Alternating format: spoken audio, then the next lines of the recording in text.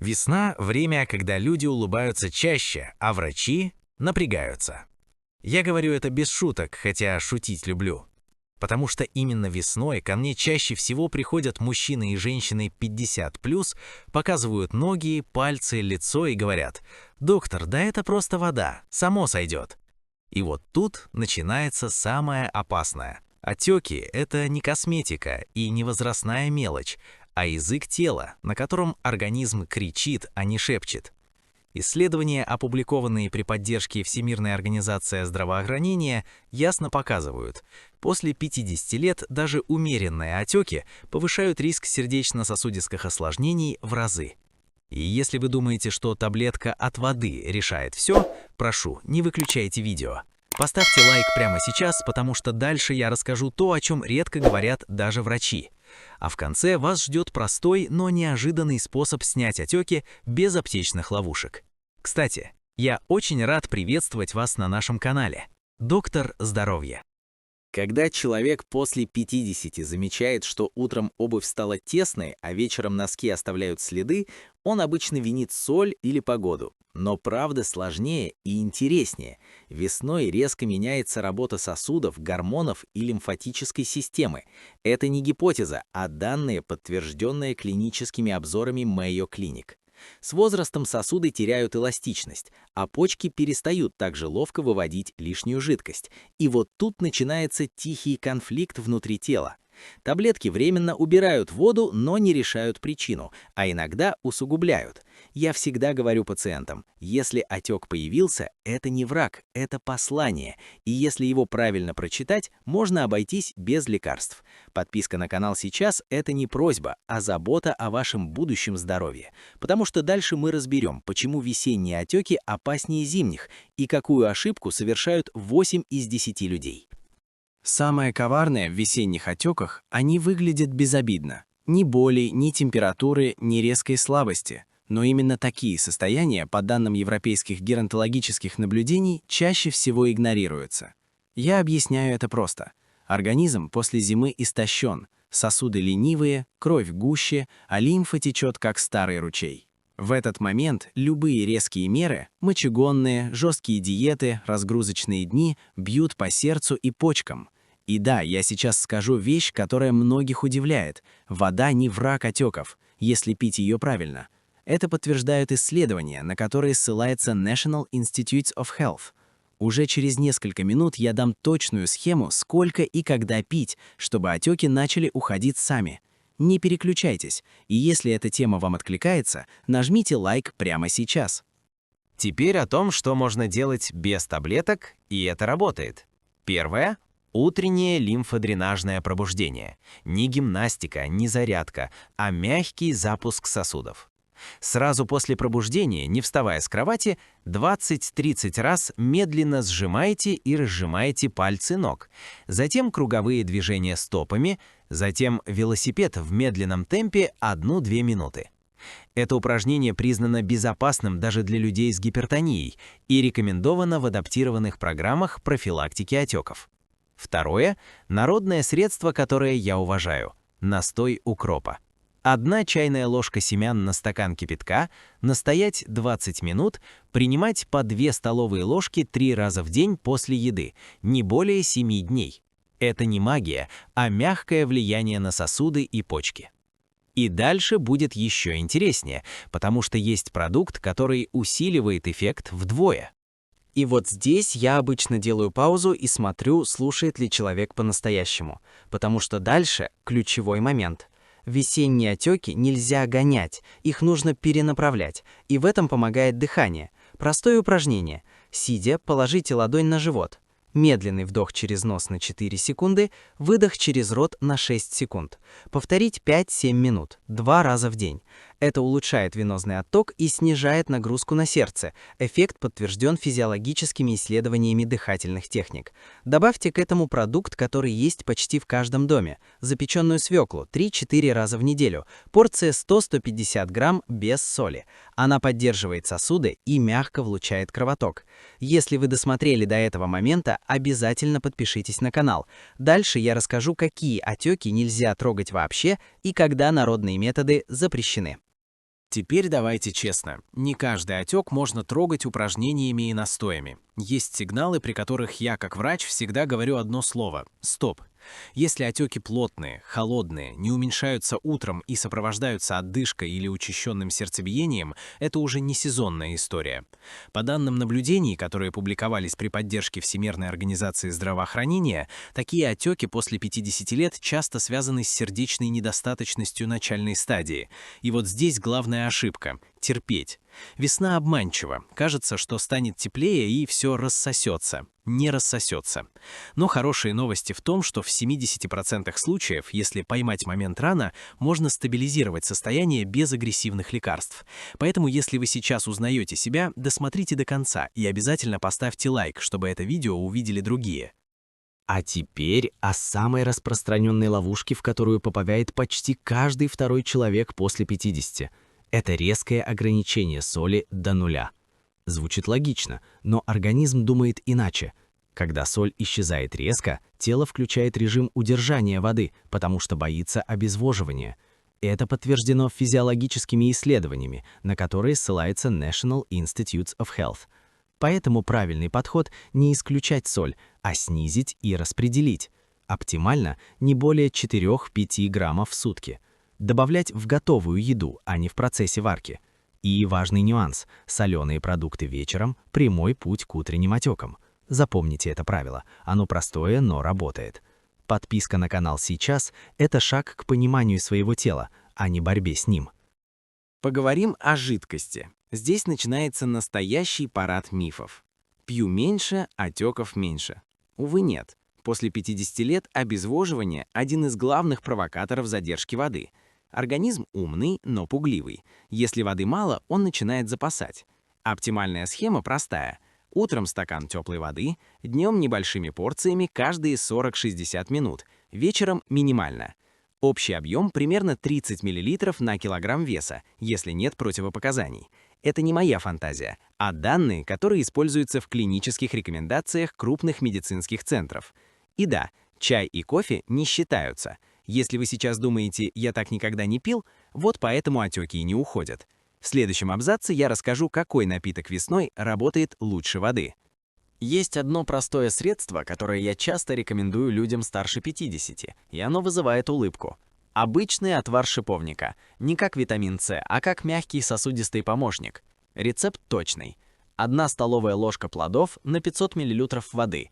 Томить на слабом огне 10 минут, настоять 30-40 минут. Принимать по 100 мл 2 раза в день, утром и днем. Курс 10 дней.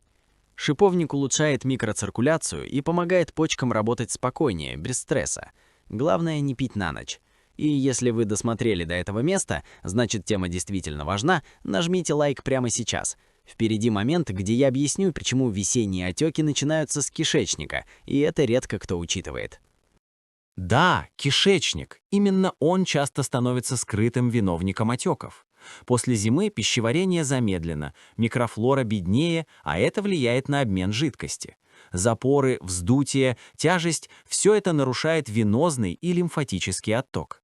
Простое упражнение – лежа на спине, согнуть ноги, медленно подтягивать колени к животу на выдохе, удерживать 3-4 секунды, 8-10 повторов, делать ежедневно. Добавьте к этому кефир или простоквашу 150-200 мл вечером, но не позже, чем за 2 часа до сна. Это не бабушкины советы, а базовая физиология. Дальше я расскажу, какие продукты весной усиливают отеки незаметно, даже если вы считаете их полезными. Теперь о продуктах, которые многие считают полезными, а весной они quietly, тихо и незаметно усиливают отеки. Первый в списке – магазинные каши быстрого приготовления. Вроде бы овсянка, а по факту соль, скрытые сахара и добавки, задерживающие воду. Второй – хлеб с отрубями, который часто перегружает кишечник и усиливает брожение. После 50 лет это напрямую влияет на венозный отток. Я всегда советую простой тест. Если после еды появляется тяжесть и кольца на пальцах сидят плотнее, продукт вам не друг. Весной питание должно быть не полезным по надписи, а понятным для тела. Если эта мысль вам откликается, поставьте лайк, потому что дальше я расскажу, как за 7 дней уменьшить отеки без диет и голодовок. Очень важный момент – положение тела в течение дня. Люди недооценивают, насколько поза влияет на отеки. Долгое сидение с опущенными ногами – это прямой путь к вечерней тяжести. Простое правило – каждые 40-50 минут вставать и 1-2 минуты походить или сделать перекаты с пятки на носок. Если есть возможность, днем 10-15 минут полежать с приподнятыми ногами, даже на диване, подложив подушки. Это не лень, а профилактика. Такой режим снижает венозное давление и помогает лимфе уходить естественным путем. Многие удивляются, но уже через неделю ноги становятся легче. Подписка на канал сейчас, чтобы не потерять эти простые, но рабочие принципы. Отдельно скажу про контраст для ног. Тема спорная, но при правильном подходе очень эффективная. Не ледяной душ, а мягкое чередование. Теплая вода 30-40 секунд, затем прохладная 10-15 секунд, 3-4 цикла. Завершать прохладной. Делать вечером не позже, чем за 2 часа до сна. Это тренирует сосуды и уменьшает склонность к застою жидкости. Главное правило – никакого холода, если ноги постоянно мерзнут или есть выраженные сосудистые проблемы. Я всегда говорю, тело должно сказать «спасибо», а не «что это было». В следующем абзаце я расскажу, почему весной опасно резко начинать ходить по 10 тысяч шагов, если раньше вы этого не делали. Весна вдохновляет на подвиги, и это прекрасно. Но резкий рост активности после зимы – стресс для сосудов. Когда человек, который всю зиму двигался мало, вдруг начинает много ходить, кровь приливает к ногам, а отток не успевает. Итог – отеки. Правильная стратегия – постепенность. Начните с 3-4 тысяч шагов, добавляя по 500-700 каждые 3-4 дня. И обязательно удобная обувь, без жестких резинок и узких носков. Маленькая деталь, которая решает многое. Если вы сейчас узнали себя, обязательно досмотрите видео до конца. Впереди самый важный блок, когда отеки – это не весна, а тревожный симптом. И вот здесь я говорю максимально серьезно. Есть отеки, которые нельзя списывать на возраст или сезон. Односторонний отек, резкое увеличение за несколько дней, боль, изменение цвета кожи – это повод не для народных средств, а для врача. Народные методы хороши, когда организм еще справляется, но когда он перестает, нужна диагностика. Я всегда подчеркиваю, забота о здоровье – это не страх, а уважение к себе. Если вы досмотрели до этого момента, нажмите лайк и подпишитесь. Дальше я дам четкий план на утро и вечер, который можно начать уже завтра. Теперь обещанный четкий утренний план, без героизма и фанатизма. Проснулись – не вскакивайте. Первые 3 минуты решают половину проблемы. Лежа в кровати, сделайте 10 медленных глубоких вдохов и выдохов. Затем мягко потянитесь, как будто тело расправляется. После уже знакомые движения стопами и пальцами ног.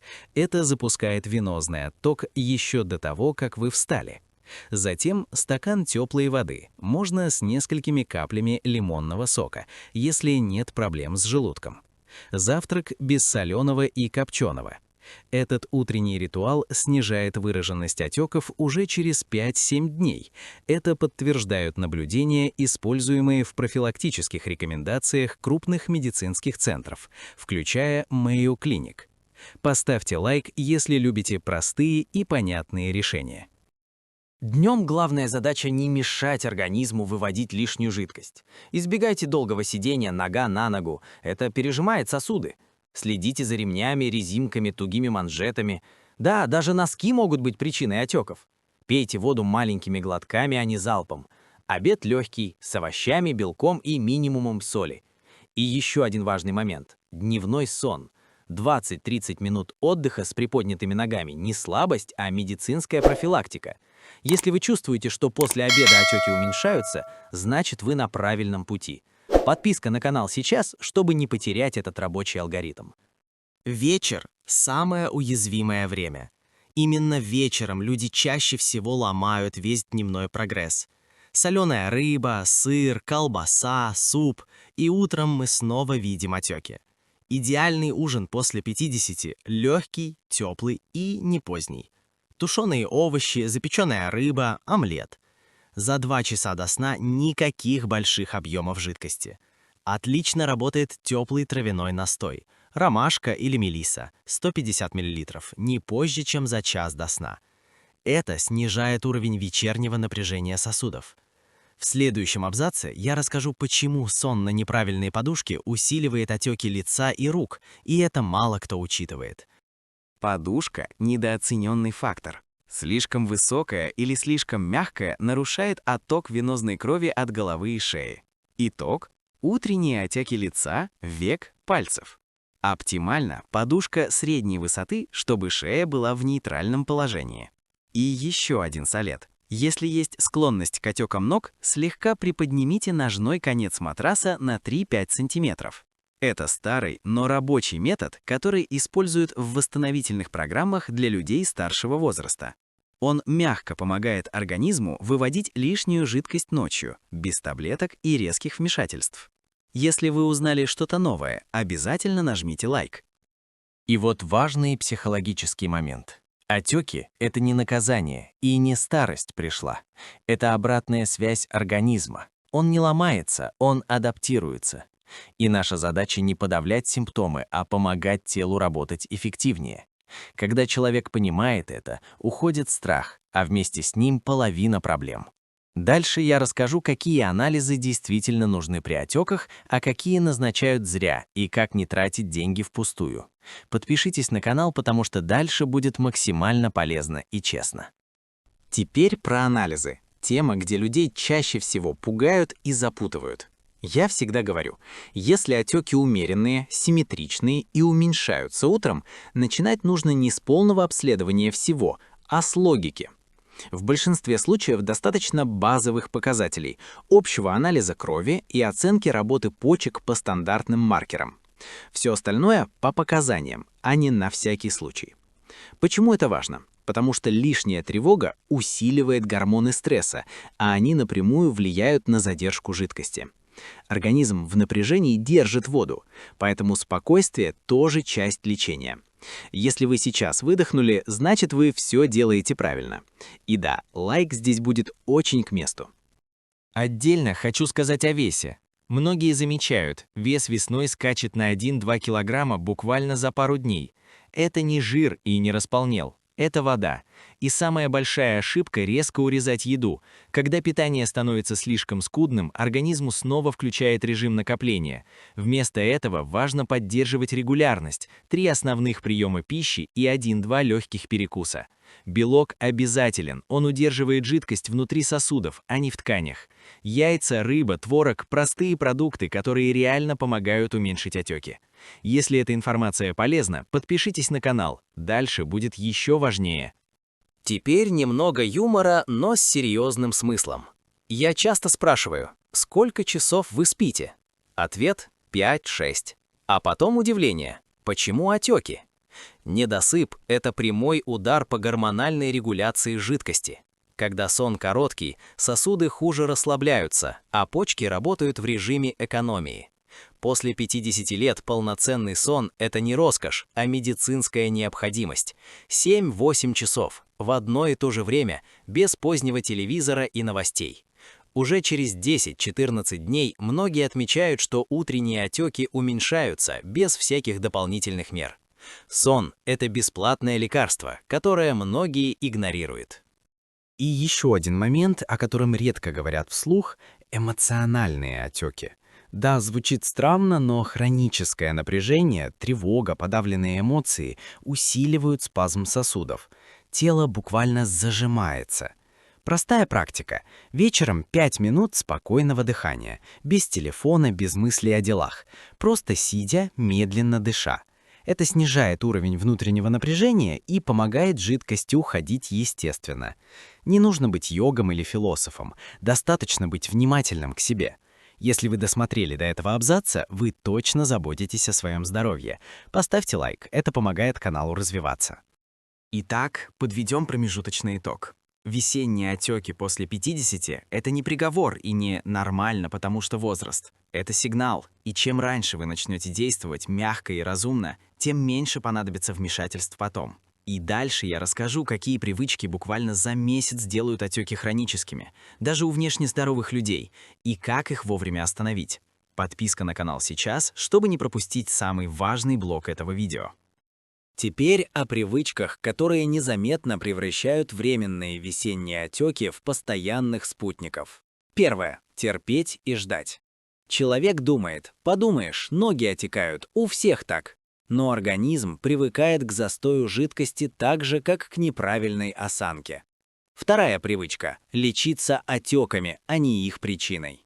Намазал гелем, выпил таблетку, стало легче, но ненадолго.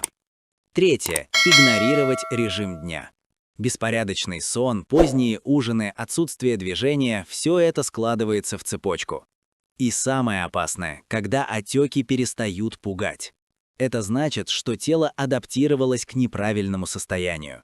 Если вы узнали себя, не переживайте, все обратимо, если начать сейчас. Еще один тихий враг – неправильная обувь. Особенно весной, когда хочется что-нибудь полегче. Узкий носок, жесткая подошва, отсутствие амортизации, стопа перестает работать как насос, а именно стопы помогают поднимать кровь и лимфу вверх. После 50 лет это критично. Идеальная обувь с гибкой подошвой, небольшим подъемом пятки и свободным носком. Дома никакой жесткой обуви. Лучше мягкие тапочки или ходьба босиком по ровной поверхности. Это мелочь, но она реально снижает вечерние отеки.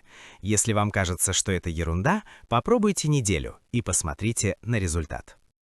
Теперь о массаже. Не о профессиональном, а о самом простом, домашнем. Вечером, сидя на кровати, ладонями мягко поглаживайте ноги снизу вверх, от стоп к коленям, затем к бедрам.